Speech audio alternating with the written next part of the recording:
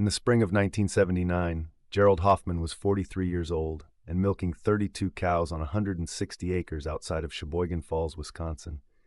The herd was mixed, Jerseys mostly, some Guernseys, a few brown Swiss, small cows, efficient cows. They didn't produce massive quantities, but they produced consistently, 50 pounds of milk per cow per day on average. The butterfat content was high, which brought a premium. The cows were easy to manage. They calved without trouble. They stayed healthy on moderate feed.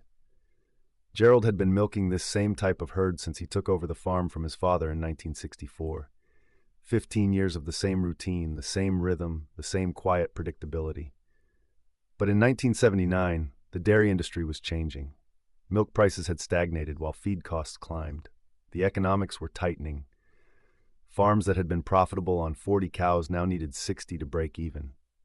Farms that had survived on moderate production now needed volume. Gerald watched his neighbors expand. He watched them build new barns, install bulk tanks, switch to higher producing breeds. The conversations at the co-op shifted. People talked about pounds per cow, about efficiency, about maximizing production per unit of labor. The small, quiet dairy operations were becoming relics.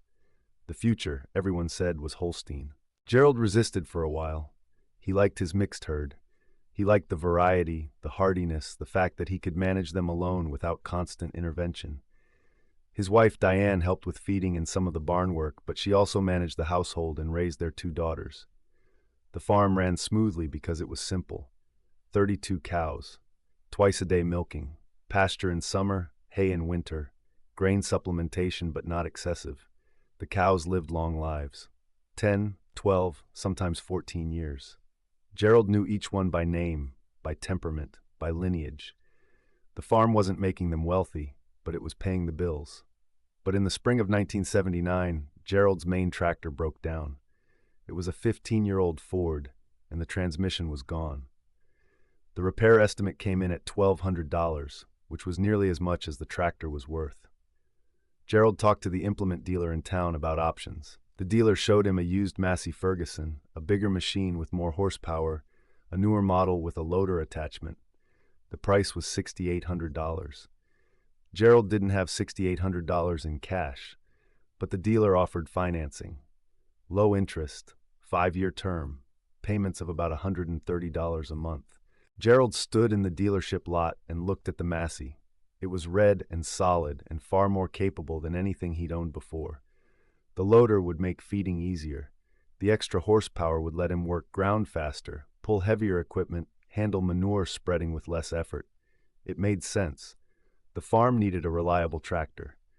The Ford was finished, but $130 a month was a significant addition to his expenses. He'd need to increase income to cover it. The dealer asked Gerald how many cows he was milking. Gerald said 32. The dealer asked what kind. Gerald said mostly Jerseys. The dealer nodded and said that if Gerald wanted to make the tractor payment work, he might want to think about production. More milk per cow meant more income without adding cows. And if he didn't want to add cows, switching to a breed that naturally produced more would close the gap. The dealer wasn't a dairy farmer, but he'd sold equipment to enough of them to know the economics.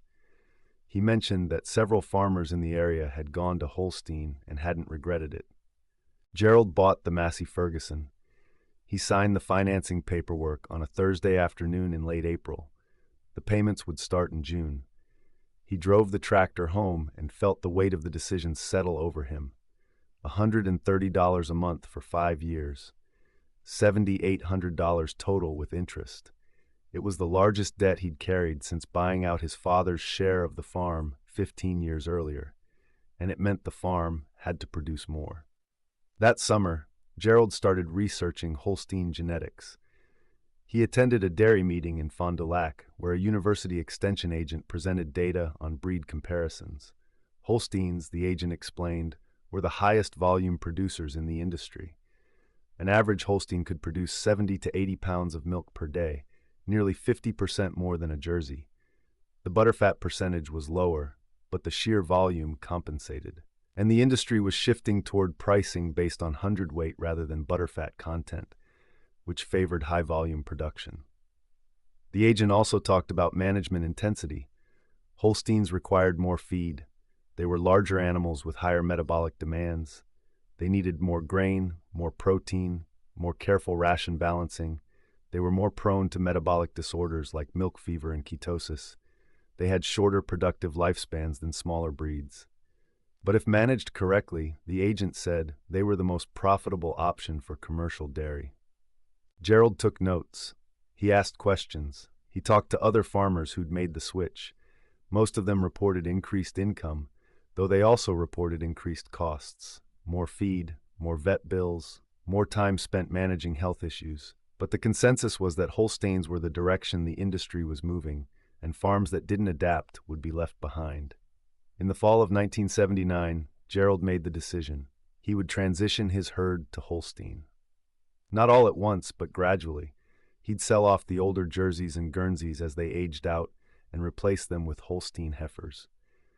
Over 3 to 5 years, the herd would convert, production would increase, income would rise, the tractor payment would be manageable. It was logical. It was what everyone else was doing. It was the future. Gerald bought his first Holstein heifer in November of 1979. She came from a farm near Plymouth, a large operation with a registered herd and proven genetics. The heifer was 6 months old, black and white, tall and angular. She cost $450, which was 3 times what Gerald usually paid for a Jersey heifer. But she came from a dam that produced 90 pounds of milk per day, and the seller guaranteed her quality.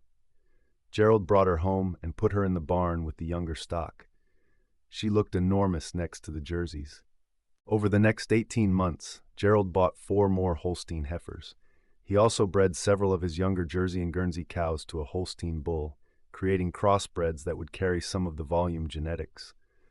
By the spring of 1981, the first purebred Holstein heifer freshened. Gerald named her Daisy, though she didn't look like any Daisy he'd known before.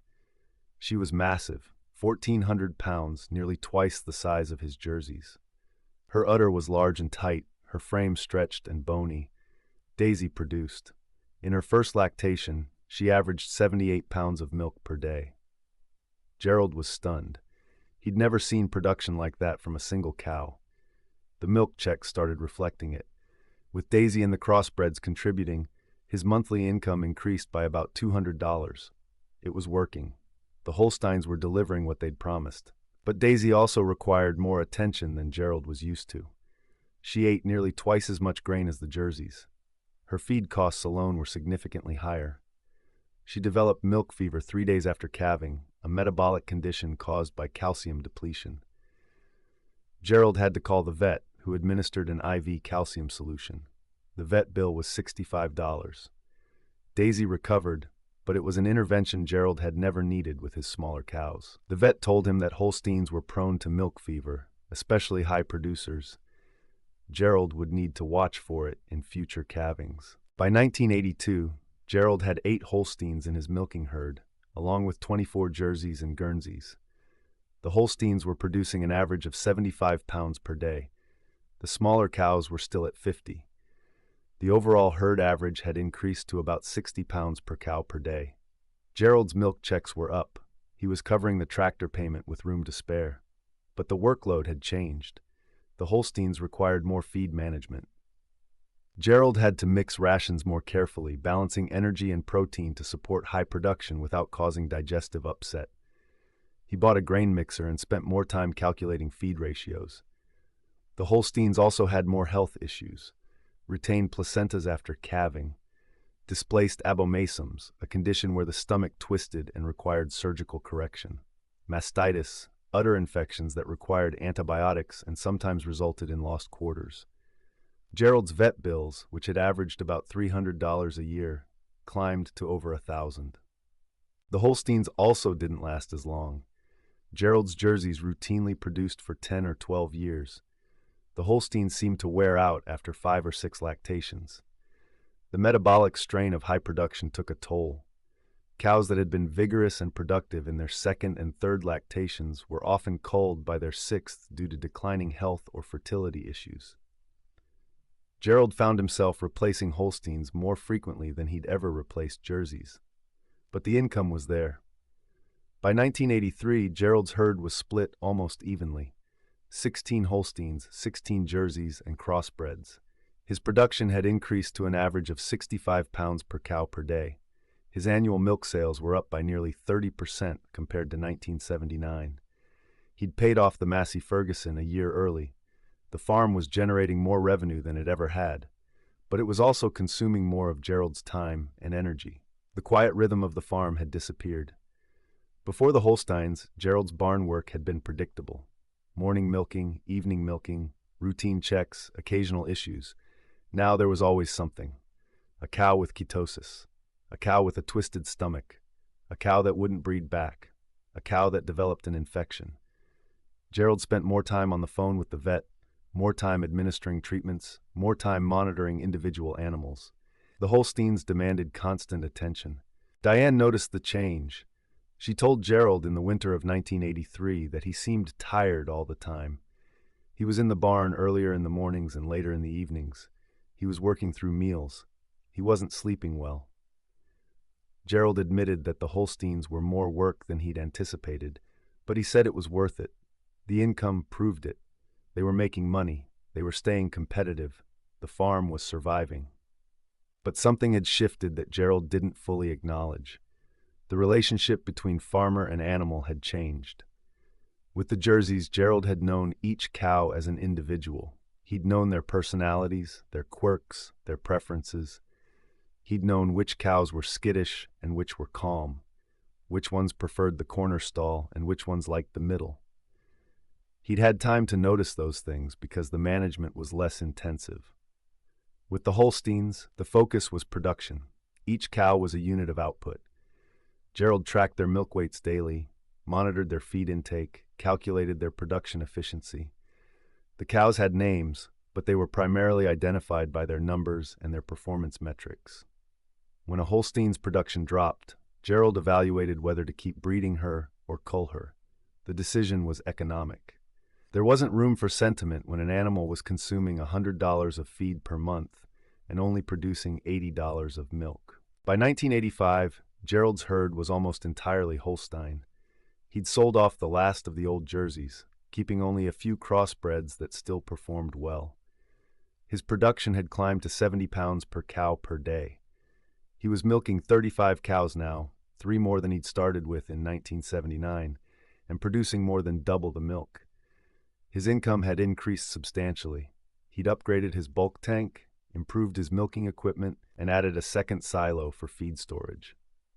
The farm looked more modern, more professional. But Gerald was 50 years old by then, and the work was wearing on him. The Holsteins required earlier mornings because high-producing cows needed to be milked on a strict 12-hour schedule. Any delay caused discomfort and increased the risk of mastitis. Gerald was in the barn by 4:30 every morning, 7 days a week. Diane helped when she could, but she was managing the household and dealing with her own health issues. Their daughters had grown and moved away. Gerald was doing most of the barn work alone. The physical toll was becoming apparent. Gerald's back ached constantly from the repeated bending and lifting. His hands were stiff from the cold and the wet. He'd developed a persistent cough from the barn dust and ammonia. He rarely took a full day off. Even on Sundays, the cows needed milking. The intensity never let up. In 1986, one of the Holsteins developed hardware disease, a condition where a cow ingests a metal object that punctures the stomach. The vet performed surgery, installing a magnet in the cow's stomach to prevent further damage. The procedure cost $350. The cow survived but never produced at the same level again. Gerald kept her for another lactation and then sold her at auction for beef. She was only 6 years old. That same year, Gerald lost 2 cows to metabolic disorders. One developed milk fever so severe that she went down and couldn't recover despite treatment. The other had a twisted stomach that wasn't caught in time. Both cows were high producers, both were in their prime lactations, and both represented significant financial losses. Gerald's gross income was up, but his net income wasn't rising proportionally. The costs of maintaining a high-production Holstein herd were eating into the gains. In 1987, milk prices dropped. It wasn't a catastrophic drop, but it was enough to compress margins. Gerald's feed costs hadn't declined, his vet bills hadn't declined, but his revenue per hundredweight fell by about 80 cents. Over the course of a year, that translated to a loss of several $1,000s. Gerald had to work harder just to stay even. He thought about scaling back. He thought about reducing the herd size, simplifying the operation, returning to a more manageable system. But he'd built the infrastructure around 35 Holsteins. The barn was sized for it. The equipment was sized for it. The feeding system was sized for it. Scaling back would mean underutilizing assets, which was its own form of inefficiency. And the debt he'd taken on for upgrades required a certain level of income to service. He was locked into the system he'd created. By 1990, Gerald was 54. His health was declining. He'd developed high blood pressure, which the doctor attributed to stress and poor diet. He was taking medication for it. He'd also developed arthritis in his knees and hands, which made the physical work harder. Diane suggested he consider selling the herd and leasing out the land. They could live on the lease income and Social Security once Gerald qualified. It would be a quieter life, less strain, less worry. But Gerald wasn't ready. He'd been farming for 41 years. He'd taken over the farm at 25 and built it into something viable. The idea of walking away felt like failure, even though he knew it wasn't. Farmers retired, farms changed hands. It was natural. But Gerald couldn't let go. In 1991, one of the Holsteins calved with severe complications. The calf was too large and the cow struggled for hours. Gerald called the vet, but by the time help arrived, the cow was in shock. They managed to deliver the calf, but the cow died 2 hours later. She was 4 years old, one of the highest producers in the herd. Gerald buried her in the back pasture with the Massey tractor he'd bought 12 years earlier to improve efficiency. That moment, standing beside the grave with the tractor idling, Gerald realized how far he'd come from the farm he'd inherited in 1964. The quiet mixed herd, the jerseys that calved easily and lived long lives, the rhythm that allowed time to know each animal. He'd traded all of that for production, for volume, for the ability to compete in an industry that demanded scale. And he'd succeeded by the industry's metrics. His farm was viable, his production was strong. His income was sufficient, but the cost had been the quiet. The Holsteins never allowed a quiet season. They were always demanding something, more feed, more attention, more intervention. They were bred for maximum output, and maximum output required maximum input. There was no coasting, there was no easy year. Every season was intense because the animals themselves were intense. Gerald continued farming through the 90s, though the strain became more visible each year. He hired occasional help during peak seasons, which cut into profits but allowed him to keep operating. He didn't expand further. He didn't chase the next trend. He simply maintained. 35 Holsteins. Twice a day milking. High production. High stress. The farm became a machine that required constant feeding and constant maintenance. Tough. And Gerald was the operator who couldn't step away. In 1998, Diane's health deteriorated significantly. She was diagnosed with congestive heart failure and needed regular medical care. Gerald's focus shifted. The farm became secondary to his wife's well-being. He started making decisions with the end in mind. He contacted a farm broker and listed the operation for sale. The land, the buildings, the herd, the equipment, everything. The farm sold in 1999 to a younger couple who wanted to expand their existing dairy operation. They kept the Holsteins for one lactation and then converted the herd to organic production with a different genetic focus. Gerald stayed on for a few months to help with the transition, but mostly he watched. The new owners were energetic and optimistic. They talked about sustainability and soil health and grass-based dairying. Gerald listened and didn't say much. They were building a different kind of farm. Diane passed away in 2001. Gerald moved into a small house in Sheboygan Falls, close to medical services and family. He didn't keep animals anymore. He drove past the old farm occasionally. The barn was still standing. The Massey was still there, though the new owners had bought newer equipment. The farm looked different, felt different, operated on different principles. In 2005, Gerald attended a dairy heritage event at the county fairgrounds. The organizers had set up displays showing the history of Wisconsin dairying, including exhibits on different breeds. There was a section on jerseys, with photos of small golden cows and farmers from the 50s and 60s. Gerald stood in front of the display for a long time. He remembered those cows. He remembered the ease of managing them.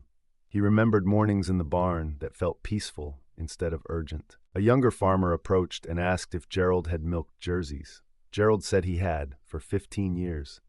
The younger farmer asked why he'd switched. Gerald paused, then said he'd bought a tractor and needed to make the payment. The younger farmer laughed, thinking it was a joke. But Gerald didn't laugh. He said it was true. The tractor payment had pushed him toward higher production, and higher production meant Holsteins. And once he had Holsteins, the whole farm changed. The younger farmer asked if Gerald regretted it. Gerald thought about the question for a long time. He said he didn't regret adapting to survive. The industry had changed, and he'd changed with it. But he regretted losing the quiet. He regretted the 20 years of constant intensity, the health problems, the stress, the transformation of the farm from a place of rhythm into a place of relentless demand. He said the Holsteins had been profitable, but they'd also been exhausting, and he'd never had another quiet season after 1979. The younger farmer thanked him and moved on. Gerald stayed at the display, looking at the photos of jerseys, remembering the farm as it had been before he'd bought the Massey, before he'd committed to volume production, before he'd traded simplicity for scale. Gerald Hoffman passed away in 2012 at the age of 76. His obituary mentioned his decades of dairy farming and his dedication to agriculture. It didn't mention the Holsteins or the jerseys or the Massey Ferguson. Those details were too specific for general notice. But the people who'd known Gerald, the farmers who'd worked alongside him, they remembered. They remembered the transition he'd made in 1979. They remembered how the farm had changed. The farm Gerald had sold in 1999 was still operating in 2012, though under different management again. The organic operation hadn't lasted. The new owners had converted back to conventional dairying with a focus on grazing and lower input systems. The Holsteins were gone, replaced by crossbreds designed for longevity and efficiency rather than maximum production. The Massey Ferguson tractor was long gone, sold at an estate auction years earlier. It had served its purpose, done the work it was designed to do, justified its cost through decades of use. But the debt it had created in 1979 had set events in motion that Gerald couldn't have fully anticipated. The tractor payment had pushed him toward Holsteins. The Holsteins had pushed him toward higher production. Higher production had pushed him toward constant intensity. And constant intensity had defined the last 20 years of his farming life. The decision to buy the tractor hadn't been wrong. The decision to switch to Holsteins hadn't been wrong. Both were logical responses to economic pressures. But together, they'd created a system that demanded more than Gerald had realized he'd be required to give. More time, more energy, more stress, more of himself. Gerald had survived it. He'd made it work for 2 decades. He'd kept the farm viable long enough to sell it intact. But he'd paid a price that wasn't reflected in income statements or production records. He'd paid in health, in rest, in peace, in the quiet mornings that never returned after he brought home the first Holstein. And the lesson, if there was one, wasn't that Holsteins were bad or that bigger equipment was a mistake. The lesson was that every decision created a system, and every system had demands, and those demands accumulated over time. A tractor payment led to production pressure. Production pressure led to breed changes. Breed changes led to management intensity. Management intensity led to exhaustion that lasted decades. The jerseys he'd milked in the 70s were long dead. The Holsteins he'd milked in the 90s were long dead. The farm had cycled through generations of cattle, equipment, and farmers. But the story remained, carried in the memories of people who'd witnessed the transition, who'd seen what happened when a man bought a tractor and chose a breed in the same year and discovered that the 2 decisions, made separately, created a reality he hadn't planned for. The story wasn't dramatic. There was no catastrophic failure, no bankruptcy, no collapse. It was quieter than that. It was the slow erosion of ease, the gradual accumulation of strain, the transformation of a manageable operation into an all-consuming one. Gerald had experienced both. He'd known the farm before, when it allowed space to breathe, and he'd known it after, when it demanded everything. The after had lasted far longer than the before. 20 years of intensity against 15 years of quiet. But the dairy industry didn't measure quiet. It measured production, efficiency, profitability. And by those metrics, Gerald's transition to Holsteins had been successful. He'd increased output. He'd stayed competitive. He'd survived when other small dairies failed. But Gerald, in the years after he sold the farm, didn't feel successful. He felt tired. He felt worn. He felt like he'd spent 2 decades running just to stay in place. And when he thought about the farm, he didn't think about production records or income gains. He thought about the jerseys. He thought about the mornings when the work flowed easily. He thought about the time before he'd bought the Massey Ferguson and switched to Holstein in the same year. He thought about the quiet seasons he'd never had again,